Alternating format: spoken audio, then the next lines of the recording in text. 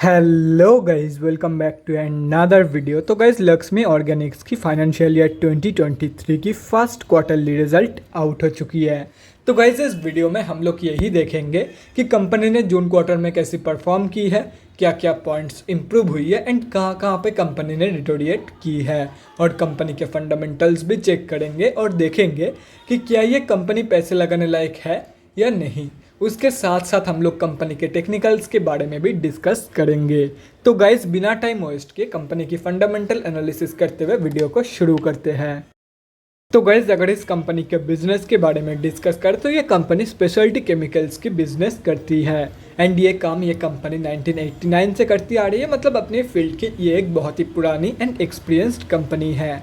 ये company both BSc and NSC में listed है। और अगर इस कंपनी के कुछ इंपॉर्टेंट फिगर्स के बारे में डिस्कस करें तो 8165 करोड़ की है कंपनी की मार्केट कैप, 37.3 की पी है, 25.6% है कंपनी की ROCE एंड 21.9% है कंपनी की return on equity. Last 6 months के रिटर्न नेगेटिव में जा चुकी है, नेगेटिव बाय 32.5%। एंड लास्ट 3 साल की जो सेल्स ग्रोथ है वो 25.3% के आसपास निकल के आ रही है, जो कि 3 साल की कंपेरिजन में बहुत ही बढ़िया है। बुक वैल्यू से काफ़ी ऊपर ट्रेड कर रही है, डिविडेंड यील्ड 0.24% है एंड फेस वैल्यू 2 रुपये की है। अभी अगर इस कंपनी की जून क्वार्टरली के रिजल्ट के बारे में डिस्कस करें तो गाइस, जून 2022 के क्वार्टर की अनऑडिटेड कंसोलिडेटेड फाइनेंशियल रिजल्ट आप लोगों के सामने है। एंड यहाँ पे जितने भी सारे फिगर्स है वो सब मिलियंस पे दिया हुआ है, लेकिन डोंट वरी अबाउट इट, क्योंकि मैं हर एक फिगर्स को क्रोर्स में कन्वर्ट करने के बाद ही आप लोगों को बताऊंगा, ताकि आप लोगों को भी समझने में आसानी हो। तो गाइस, सबसे पहले कंपनी की इनकम चेक करते हैं। तो जून 2022 की क्वार्टर में कंपनी ने अप्रॉक्सीमेटली 758.72 करोड़ की इनकम जनरेट किया है। और अगर ये मार्च 2022 की क्वार्टर एंड जून 2021 की क्वार्टर से कंपेयर किया जाए तो मार्च 2022 की क्वार्टर में कंपनी ने 881.76 करोड़ की इनकम जनरेट किया था एंड जून 2021 की क्वार्टर में 740.62 करोड़ की इनकम। तो ईयर ऑन ईयर बेसिस पे कंपनी की जो इनकम ग्रोथ है वो ऑलमोस्ट फ्लैट निकल के आ रही है, लेकिन क्वार्टर ऑन क्वार्टर बेसिस पे कंपनी की इनकम ग्रोथ नेगेटिव में जा चुकी है। अभी अगर कंपनी के नेट प्रॉफिट मतलब प्रॉफिट आफ्टर टैक्स के बारे में डिस्कस करें तो जून 2022 की क्वार्टर में कंपनी ने अप्रॉक्सीमेटली 64.87 करोड़ की प्रॉफिट जनरेट किया है। मार्च 2022 के क्वार्टर में कंपनी ने 57.46 करोड़ की प्रॉफिट जनरेट किया था एंड जून 2021 की क्वार्टर में कंपनी ने अप्रॉक्सीमेटली 102.32 करोड़ की प्रॉफिट कंपनी ने जनरेट किया था। तो यहाँ पे आप लोग देख सकते हो ईयर ऑन ईयर बेसिस पे कंपनी की जो प्रॉफिट ग्रोथ है वो नेगेटिव में जा चुकी है, लेकिन क्वार्टर ऑन क्वार्टर बेसिस पे कंपनी ने एक हेल्दी प्रॉफिट ग्रोथ यहाँ पे दिखाई है।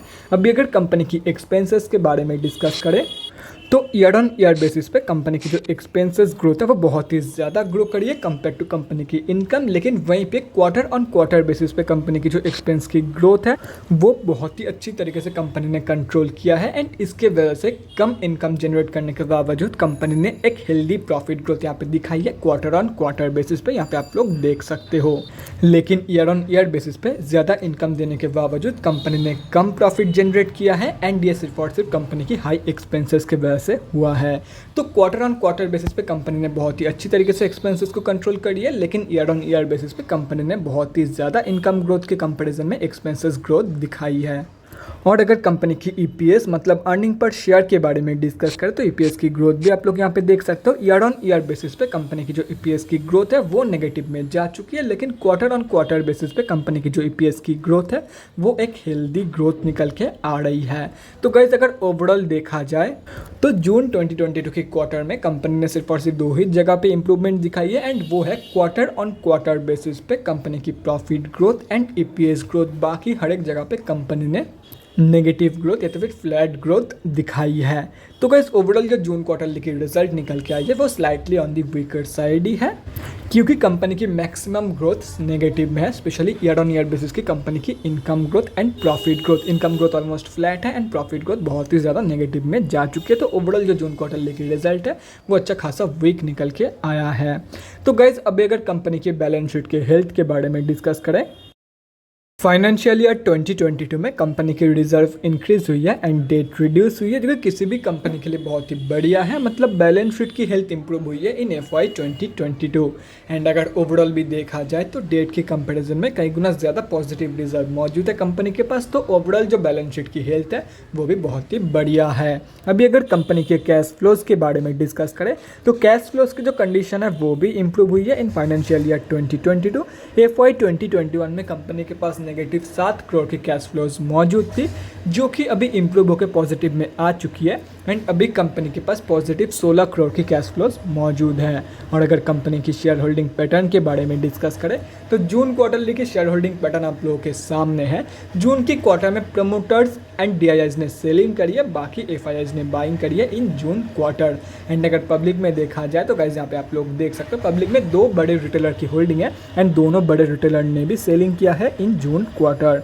एंड अगर ये सब कुछ कैलकुलेट करते हैं तो हम अब जैसे छोटे मोटे रिटेलर की जो होल्डिंग है इस कंपनी में वो अप्रॉक्सीमेटली 20% के आसपास निकल के आ रही है। टू बी प्रिसाइज इस कंपनी में हम अब जैसे छोटे मोटे रिटेलर की जो होल्डिंग है वो 20.14% के आसपास निकल के आ रही है। तो गाइस अभी कंक्लूजन पे आते हैं, क्या आप लोगों को इस कंपनी में पैसा लगाना चाहिए या नहीं।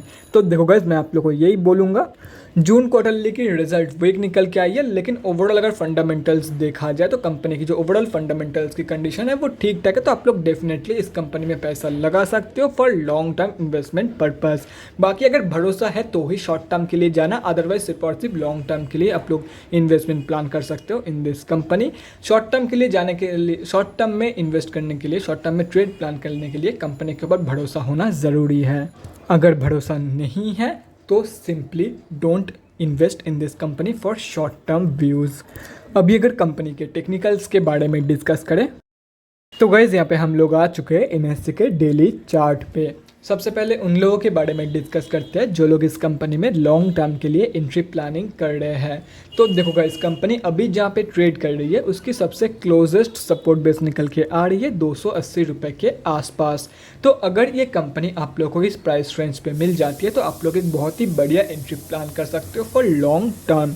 और रही बात शॉर्ट टर्म ट्रेडर्स की, तो देखो गाइस जिन लोगों का भरोसा इस कंपनी के ऊपर है एंड जो लोग शॉर्ट टर्म के लिए इस कंपनी में एंट्री प्लानिंग कर रहे हैं उन लोगों को मैं यही बोलूँगा, अभी कंपनी 200 मूविंग एवरेज के बहुत ही नीचे ट्रेड कर रही है। तो ऐसे में जब तक ये कंपनी 200 मूविंग एवरेज के नीचे रहेगी तब तक आप लोगों को इस कंपनी में कोई भी शॉर्ट टर्म ट्रेड प्लान नहीं करना है।